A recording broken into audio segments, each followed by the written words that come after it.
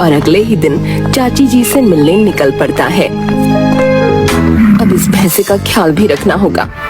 फूलवती चारा डालकर चली जाती है, लेकिन भैंसा चारा नहीं खाता। अरे अभी तक इसने चारा नहीं खाया, खा ले चुपचाप, मुझे परेशान मत कर। कई घंटे बीत जाते हैं मगर भैंसा चारा नहीं खाता। अच्छा याद आया, इसे तो हाथ से खिलाना पड़ता है, चलो ये भी कर दूं। फूलवती हाथ से भैंसे को खाना खिलाती है। भैंसे का ख्याल रख रख कर फूलवती परेशान हो जाती है। इतना ध्यान तो मैं खुद का भी नहीं रखती जितना इस भैंसे का रखना पड़ रहा है। ऐसा लग रहा है जैसे मैंने इसी भैंसे से शादी की है। फूलवती भैंसे को चारा खिलाकर अपने काम में लग जाती है। तभी एक आदमी आता है।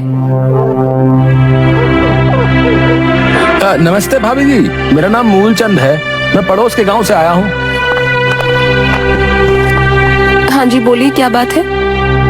मैं इस भैंसा को खरीदना चाहता हूँ, इसके लिए आपको मैं लाखों रुपए दूंगा। क्या सच में? हाँ, अगर आप चाहती हो तो बताइए। फूलवती सोचती है, इस भैंसे की कीमत लाखों में है। बाप रे, मैं तो इसे कोई काम का ही नहीं समझती थी।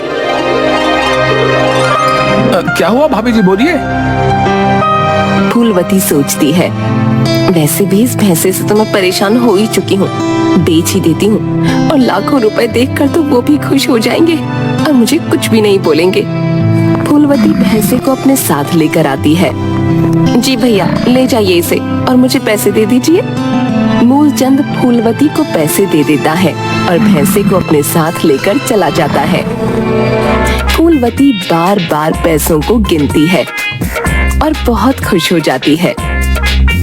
वाह क्या बात है, इस भैंसे ने तो मुझे अमीर बना दिया।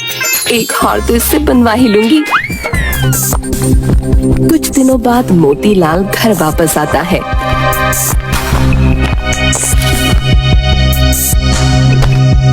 और तुरंत अपने भैंसे को देखने जाता है। फूलवती, फूलवती, कहाँ हो? अरे मेरा भैंसा कहाँ है, जरा बताना। अरे छोड़िए ना, ये देखिए लाखों रुपए मिले हैं। मेरा भैंसा कहाँ है, पहले ये बताओ। कहाँ रहेगा, मूलचंद जी के पास होगा, बेच दिया है मैंने उसे, उसी के बदले लाखों रुपए मिले हैं, ये देखिए ना। मेरे भैंसे को बेच दिया तुमने? ये क्या किया तुमने? तुम्हारी हिम्मत कैसे हुई ऐसा करने की? तुम्हें पता है वो मेरे लिए कितना खास है? अभी के अभी बताओ, कहाँ है मेरा भैंसा? हे भगवान, अभी भी आपको उस भैंसे की पड़ी है।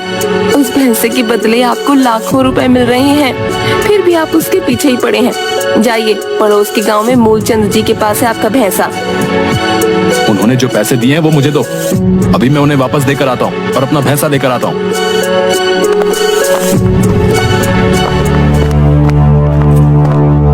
फूलवती सारे पैसे मोतीलाल को वापस देती है। मोतीलाल पड़ोस के गांव में आता है और मूलचंद को ढूंढता है। आप अपने पैसे वापस ले लीजिए और मुझे मेरा भैंसा वापस कर दीजिए, मेरी पत्नी से गलती हो गई। अजीब लोग हैं, पहले तो मान गए फिर वापस मांग रहे हैं, ऐसा नहीं होता। नहीं, कृपया मुझे मेरा भैंसा वापस कर दीजिए, ये लीजिए आपके पैसे। लाओ भाई, 2 पैसे और ले जाओ अपना भैंसा। जब देना ना हो तो सौदा करने की कोई जरूरत नहीं। अरे भाई माफ करना, गलती हो गई।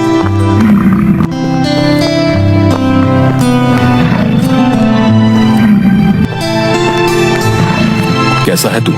सब ठीक तो है ना? मुझे माफ कर दे, मुझसे गलती हो गई, मैं तुझे अकेला छोड़कर चला गया था। आ गया ये फिर से हमारे घर। फूलवती, ऐसी गलती कभी वापस मत करना, वरना मुझसे बुरा कोई नहीं होगा। जाओ जी, रहो इसके साथ ही, मुझे कोई मतलब नहीं आपके भैंसे से। चल, आज मैं तुझे बाहर घुमा कर लाता हूँ। फूलवती सामान लाने बाजार चली जाती है। यहाँ तो बहुत हरी हरी घास है, यहीं से बांध देता हूँ, थोड़ी देर खा लेगा।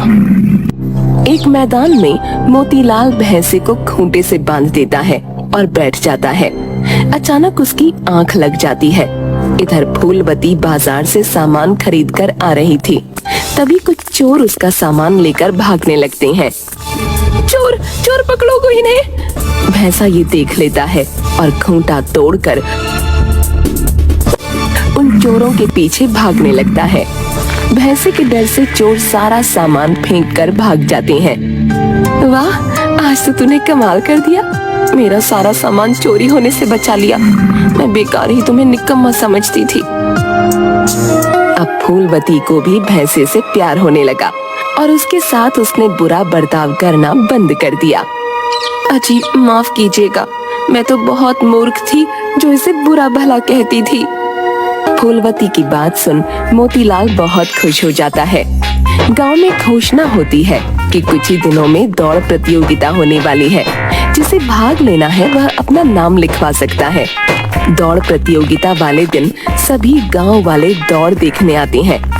मोतीलाल फूलवती अपने भैंसे के साथ दौड़ देखने आते हैं। वाह, आज तो दौड़ प्रतियोगिता देखकर मजा आ जाएगा। मोतीलाल वहीं पास खड़ा होकर दौड़ प्रतियोगिता देख रहा था। तभी उसे एक बात सूझती है। इंसानों की दौड़ हो सकती है, फिर जानवरों की दौड़ क्यों नहीं? मेरा भैंसा तो बहुत तेज दौड़ता है, गांव के सभी भैंसों को हरा देगा। क्यों ना भैंसों की दौड़ करवाई जाए।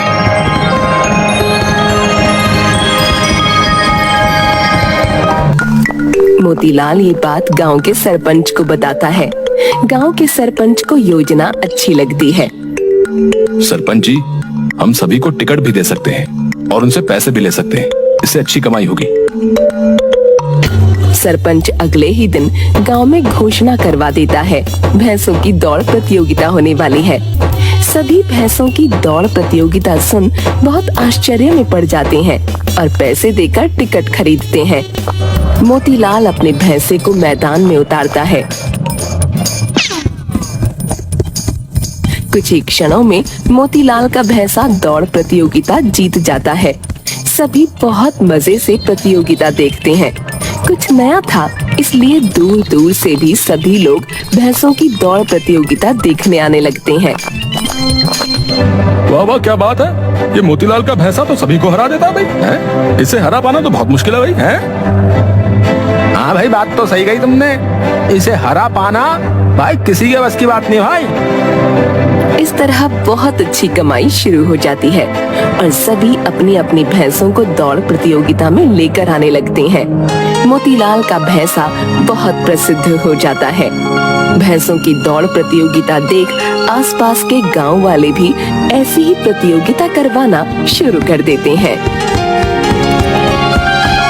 वाह मोतीलाल, कमाल की सोच थी तुम्हारी। आज देखो, इन भैंसों की दौड़ देखने के लिए लोग कितने उत्साहित रहते हैं। धन्यवाद सरपंच जी।